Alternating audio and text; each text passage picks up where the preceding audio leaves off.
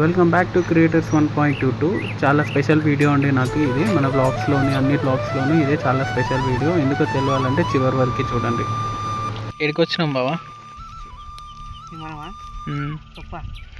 ఈ సొప్పని ఏం చేస్తారు? దూడలకు పడేస్తారు. దూడలు తింటాయ్యా? ఎడ్లు గోదలు నాలుగు తీసుకోపోతారా? దూడలు బాలు తింటాయా మరి అవి? తింటాయి. ఇప్పుడు ఈ కుప్పలు మొత్తమా? 4 కుప్పలు. అదొకటి, ఇది 2, 3, 4.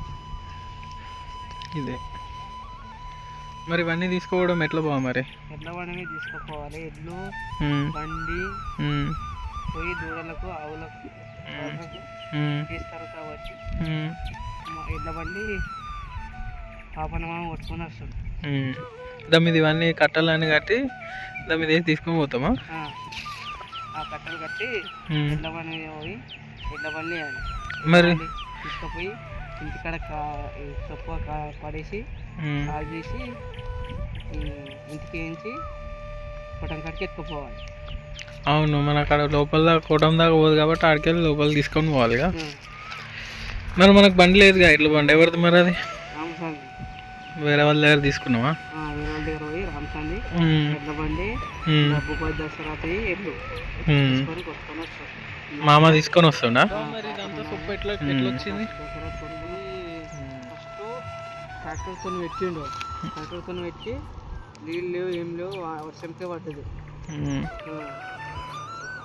మనకే పడ్డది. చిన్న చిన్న చిన్న చిన్న లేచిన సొప్ప అదే పెద్ద పెద్దవి ఎన్ను కోసేసి మిషన్ పట్టి జొన్నలు ఇంటికి తీసుకుపోయారు.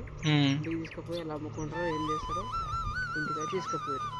సొప్ప అయితే మనం తీసుకొని పోవాలి. అయితే జొన్న పంట పెట్టినప్పుడు జొన్నలు అన్నీ తీసేసిన తర్వాత మిగిలింది ఇట్లా సొప్ప అంటారు అన్నమాట. అవి ఇట్లకి కానీ పశువులన్నిటికీ తినడానికి వాడతారు. అయితే ఇది జొన్నదా? దీన్ని ఇట్లా ఎండిపోయిన తర్వాత తీస్తారా? మిషన్ పడుతుంది కదా దీన్ని కూడా? ఫస్ట్ కోసేస్తారు. కోసేసి మిషన్ పడుతుంది. మిషన్ ఏమో అన్నం జొన్నలు అయితే ఆ జొన్నలు మనం రొట్టె తింటాం. ఇక జొన్న నీళ్ళ జొన్న అయినా సరే రొట్టెలు తింటాం. మరి సాయి జొన్న నీళ్ళ జొన్న అంటే తేడా ఏంది? దానికి అది నీళ్ళు పెడతారు, ఇదానికి నీళ్ళు పెట్టారు అన్నమాట. ఇది నీళ్ళు పెట్టకుండా పెరిగితే సాయి జొన్న, నీళ్ళు పెడితే నీళ్ళ జొన్న అంటారు. ఏది బాగుంటుంది మరి? రెండు మంచిగా ఉంటాయి. రెండు మంచిగా, కానీ పెంచుడు విధానం వేరే. అంతలోనే మామ కూడా వచ్చేసాడండి ఇంకెట్ల బండితో. చెప్పాడు కదా ఇప్పటివరకు మా బావ చాలా డీటెయిల్గా జొన్న పంటను ఎలా పండిస్తారు, రైతులు పడే కష్టాలు, జొన్నల్లో ఉన్న తేడాలన్నీ మనం ఈ వీడియోలో తెలుసుకోవచ్చు. ఇంకా అక్కడ కనపడుతున్న ఈ చొప్పాని ఇట్లా బండిలోకి లోడ్ చేస్తున్నారు. మా అమ్మ ఇంకా బావ లోడ్ చేయడం స్టార్ట్ చేసిండు. ఇదంతా ఎట్లా వస్తుంది ఏంటి అని మా బావకి చాలా క్లియర్గా చెప్పిండు. తెలియని వాళ్ళ కోసమని నేను ఈ వీడియో తీసినానండి. తెలిసిన వాళ్ళకు ఇంకేమైనా డౌట్స్ ఉంటే క్లారిఫై అయ్యి ఉండొచ్చు అని నేను అనుకుంటున్నాను.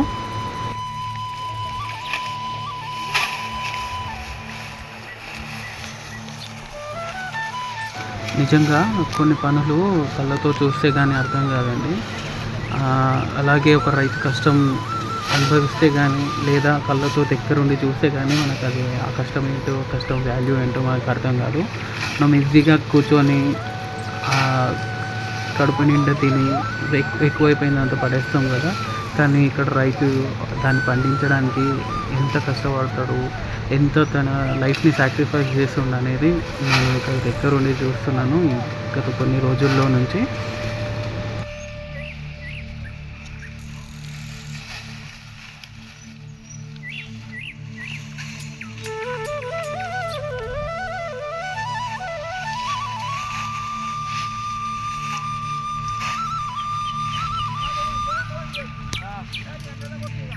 చెప్పాలంటే ఈ చేనుకి మాకు ఎలాంటి సంబంధం లేదు. కాకపోతే మేము ఈ మేత తీసుకెళ్ళడానికి, పశువులకు తినడానికి మేత తీసుకెళ్ళడానికి మాత్రమే వచ్చామండి ఇక్కడికి.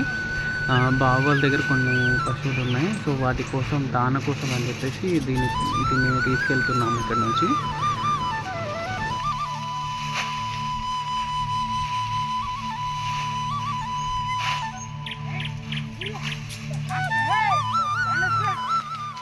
భూమిలో బంగారాన్ని పాతుకునేది రాజు అయితే అదే భూమిలో నుంచి బంగారాన్ని పండించేవాడే రైతండి.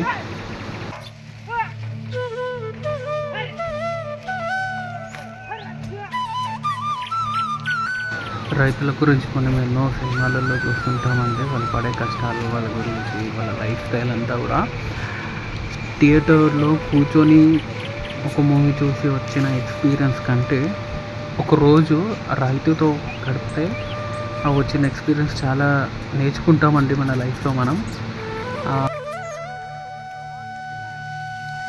మీరు చూస్తున్న ఈ వీడియోలో కనిపిస్తున్న ఈ బండి ఏదైతే ఉందో అది బావ వాళ్ళది కూడా కాదండి. అలాగే కనిపించే ఎడ్లు కూడా బావ వాళ్ళవి కాదు. ఇక్కడ మనం నేర్చుకోవాల్సింది ఏంటంటే మన దగ్గర లేనప్పుడు ఒకరికొకరు సహాయం ఎలా చేసుకుంటున్నారు అనేది ఇక్కడ నుంచి మనం చాలా క్లియర్గా నేర్చుకోవచ్చు. అదే మనం సిటీస్లో చూసుకుంటే కనీసం పక్కన వాళ్ళకి ఏమైనా అయిపోతే కూడా మనం పట్టించుకోకుండా వెళ్ళిపోతాము. కానీ ఇక్కడ చూడండి, ఒకరి దగ్గర లేని ఇంకొకరికి సహాయం చేయడం వల్ల ఇంత దాన, పశువులకు సంబంధించిన దాన ఇంటికి చేరిపోతుంది, రైతు ఇంటికి.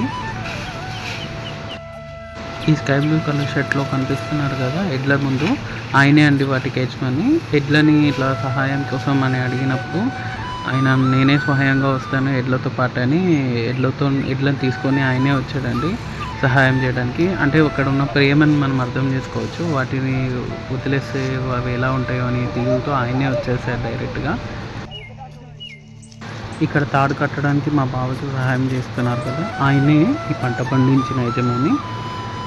యాక్చువల్గా అయితే ఇది గొప్ప ఏదైతే ఉందో ఇది నార్మల్గా అయితే ఎవరైనా తగలబెట్టేస్తారు. కాకపోతే అలా తగలబెట్టేస్తే వేస్ట్ అయిపోతుందని చాలా గొప్పగా ఆలోచించి ఊర్లో ఎవరెవరికైతే పశువులు ఉన్నాయో వాళ్ళందరికీ ఇచ్చేయడం జరుగుతుంది. ఎవరికి అవసరం ఉంటే వాళ్ళు వచ్చి తీసుకొని వెళ్ళిపోతున్నారండి. అంటే ఇక్కడ మళ్ళీ మనం చూడవచ్చు, ఆయన దాన్ని వృధాగా తగలబెట్టకుండా ఇతర రైతుకి యూజ్ అయిపోతుంది కదా పశువుల కోసం దానగా అని చెప్పేసి అంతా ఆలోచించి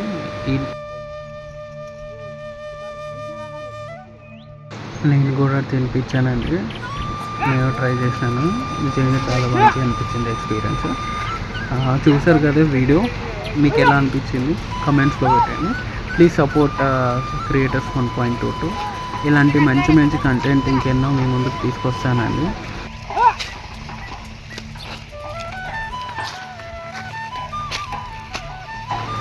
నిజంగా మనం ఎన్ని ఫుటేజెస్ ఎంతలా ఎడిటింగ్ చేసినా, ఎంత పెద్ద పెద్ద సాఫ్ట్వేర్స్తో మనం ఎంత ఎడిటింగ్ చేసినా న్యాచురల్గా వచ్చిన లుక్కే ఆ వైబే వేరే అండి. సన్సెట్ టైం కదా, నిజంగా లొకేషన్ అంతా కూడా ఎంత సూపర్గా అనిపించిందంటే అక్కడనే ఉండిపోవాలనిపించింది.